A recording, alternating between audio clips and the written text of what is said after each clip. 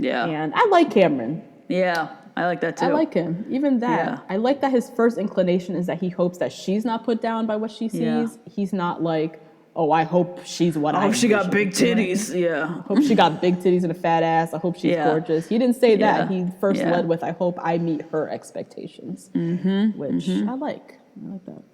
Because that's also what women also say too. We're not saying that it should always be that way, but that's how women are always taught to think. So it's nice to hear a man say that. Say that, exactly. Yeah. So Lauren shows up for her meeting looking bomb. Like a 100 emoji, okay? Oh, yes, straight up. I mean, she just showed out. This is what you're supposed to look like when you're coming to meet your fiance that you've literally never seen before. Like, this is what you put on. Yep. She had on this skin tight, like midi dress. It was spaghetti strap, hunter green. Yes, I love it. Like olive, rich, warm, like earthy tone. Beautiful. Loved it. The boobs were out. The waist was snatched. The butt was lifted. She just looked phenomenal. Like from head to toe. She looked amazing. So they basically, they're standing at like two separate ends of this like facility. I don't know where the fuck. I don't know what that greeting thing. I don't know. But yeah, then suddenly these like sliding doors open and they're revealed to each other. And it's just like huge smile from each of them. They just like kind of speed walk across and immediately just kiss and embrace and are just like so in love. And Cameron is, I'm never gonna let you go. I cannot wait to marry you. She's like whispering all these like sweet nothings in her ear. And Lauren, she's saying in her confessional, she's like, this environment has really allowed me to date outside of my race without even knowing. And our connection was just so strong that I didn't care what he looked like. He just now so happens to be white. Right. And they like pull apart. They're like really getting a good look at each other. And she's like, you look like a prince. You're like, look at you. Yeah. And they lucked out because they're both very good looking people. They are. And they both are very just conventionally good looking people. And yes. And you can tell by how they look now. They look even like so great now. Great. Yes. And Cameron got down on one knee and I don't know, his old emotional self. I can't. Quintessential Cameron. My eyes were just stiff trying not to roll them. I was like, oh God, damn it. Oh God, Cameron. Got down on one knee, proposed to her. She said, of course. And then they're kissing and hugging. And so giddy. And he's saying how lucky they are to meet the other person. And he keeps saying to her, I'm going to take such good care of you. And you could tell he like really loves this girl. It's wild. Oh yeah. Really. It's like bordering infatuation. Like it's it's like infatuation. Like this deep, whatever connection he's feeling is like, it's real too. I will say that it is I can see the attraction to Lauren, seeing how ready for love she is. She seems to be incredibly open, incredibly, like she can stand on her own 2 feet, very confident in herself, and very confident that if Cameron left, she would obviously be in devastation, but she would be okay. Right, she'd be A-okay. She would be fine, but she was ready for love. Obviously, Cameron is ready for any love that comes his way, poor thing. But seeing that, how attractive that is how we can see their connection on screen. Because some of these other people, I'm like, I don't see how, what is this? I don't see this, yes. but those two were so ready for love, And it just feels right and genuine, so Lauren, so this is the part that really, really resonated with me. So she opens up about like being in an interracial relationship and is talking about in her confessional. She said, I'm very vocal about the struggles of Black people and about Blackness. And in the back of my mind, I'm wondering like, how's my family gonna feel like, oh wow, you're gonna marry a white person. And then she said, but at the end of the day, like I could still want Black people to win and still be vocal about how Black people are mistreated in this country and still be in love with Cameron.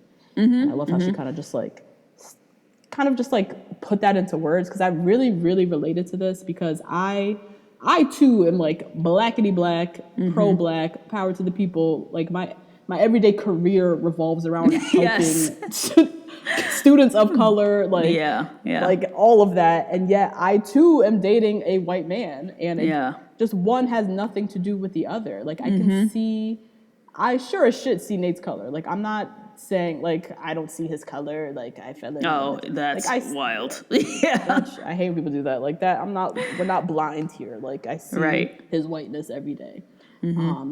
But as corny as it sounds, like I am in love with his soul, and his outside happens to be white. And I also think, and we'll learn more about Cameron, later on in the season, but I also think that, I mean, personally for me, Nate is just like a very particular white man, and that he's woke, he's with it. Like I don't have to walk on eggshells around him. I can we talk very openly about race, and I made it very clear from Jump Street, like, this is me. We also had very early conversations early on about his comfort with talking about race. And I was like, this is my everyday. And I just figured out very quickly that this is the type of white person that I could have open conversations about race with in a same open way that I feel like I could with a person of color. And so I knew, okay, this could work. Because what I'm not going to do is code myself or not talk about certain things or walk on eggshells because he feels uncomfortable. Like once I realized, I could just say whatever the fuck I want and still be myself and be black as hell and power to the people and talk about white supremacy and all that shit, and you can just be with it and get it and talk about it and not feel uncomfortable, that works. And so I just love how Lauren stated that, because I think that's something that has never really been said before. Like when people talk about interracial relationships, they talk about kind of like the same things over and over, but we've never really talked about what it's like when you're like so proud of your blackness and talk about the struggles of black people and wanting to help the black community, but then are dating somebody who's white, and like what that can feel like or look like, or how people perceive that. So just made me love Lauren that much more. I know. And I will say, obviously you guys know I have no experience with that, but I would really like to have seen their conversations around that, because it seemed to me like Lauren and Cameron had a conversation about that before. And it seemed like she was speaking from like, okay, we talked about this and it'll be okay. I would have loved to see that whole conversation, their whole dynamic around race, rather than literally whole ass other couples that are on this show. Right. Like I literally could have thrown out some of those storylines for this one. Yeah. Like for just this one. Yeah. Just give me more of Lauren and Cameron in the pods. I would have loved it. Talking about race and like how they're going to deal with that, how they're going to navigate it. Really? He is from fucking Maine. What are they going to think when she comes to his house? Like, right? Yeah. So true. We got one episode of Lauren and Cameron in the pods, and then they were out and married. Yeah. Shit, like, or engaged. So we could have got more. Definitely would have loved more of them. And they're like their love journey, their 5 days of talking and falling in love, and all the conversations that they have. But yeah. Anyways, Lauren, she's saying how she's confident they'll be able to take on the world, take on the critics about their interracial love or whatnot, and she's just so excited that they're going away to Mexico. So I guess once you get engaged, you like go off to Mexico and you get to which is crazy with your new fiance and get to get their time together, get to know each other a little bit more, yada yada. So they meet each other and then they seemingly go their separate ways back to the women's and men's areas to like pack up their shit and then go to Mexico. So so in the pods, we meet Giannina and Damian. So they're on their 5th date. They are very giddy, talking about their butterflies, blah, blah, blah. Giannina, she's 25. She's originally from Venezuela. Really cute. Loved her. I'm going to say this is fake blonde. Oh, yeah. Long blonde Definitely. hair. Yeah. Yes. Really cute girl. Damian, 27, white dude. I am not attracted to this face or his whole energy. He just seems like he really relishes in being like a basic white man, you know? He also kind of gives me like, Yeah. like serial killer vibes in a way. Yeah, a little I bit. call that man a killer, but like, little bit. you know what I mean? A little bit. Kind of. He could play it in a movie. Maybe we watch too many side. Lifetime movies, guys, but he seems... Too many Lifetime movies, clearly. He seems like the... But Damian kind of makes me Yeah, nervous. yeah. Yeah, it seems like it's like a dark side to him or something. that we haven't seen. Yes.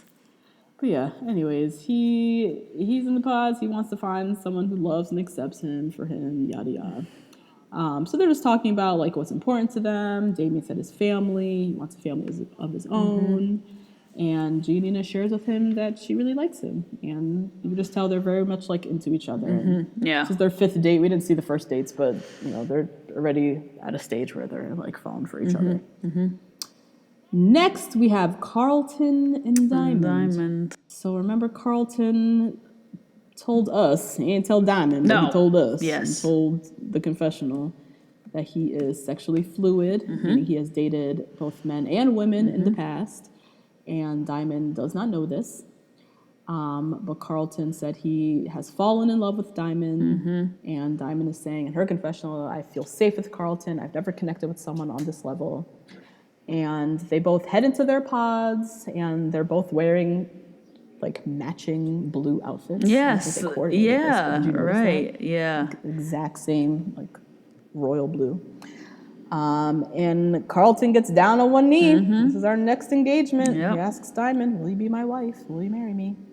And she says yes, and is bawling her eyes out. Sobbing. But then we learn in her confessional that her dad passed away when she was young, and at his funeral she saw ladybugs like everywhere. And then for some reason this morning when she woke up, there was a ladybug on her mirror. So for her that was like a sign of her dad, like telling her things will be okay or something. That is heartbreaking knowing the outcome of this relationship. I know. Oh my God. Oh Lord. So Carlton, you know, she's literally bawling. Yeah, like he just proposed, but she's just like so overcome with emotion. Yeah. And Carlton's like, you know, don't cry, I got you, I never break your heart. Saying a whole lot of stuff. A whole bunch of lies. A whole bunch of lies. And they, you know, say love you to each other. Carlton starts crying, and he's going on and on with her about how I feel like I can be myself with you. No matter what I tell you, you're just going to accept me, which and is leave already like foreshadowing and threatening to what he's going to tell her.